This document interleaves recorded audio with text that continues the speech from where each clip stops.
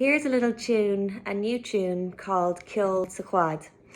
And it's the end of the year now. It's the end of my time as traditional artist in residence down at UCC. I was so honoured to be in that role this year, and I again want to thank the music department and UCC and Jack Talty and the students there who I got so much from all year, and also the Arts Council as well. It's an absolutely brilliant role to have for the year.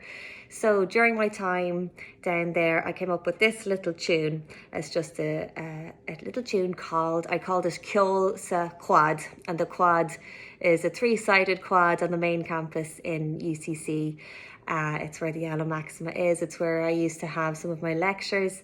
So yeah, great memories from my time as a student there and this year as traditional artist in residence. So best of luck to the next person coming in.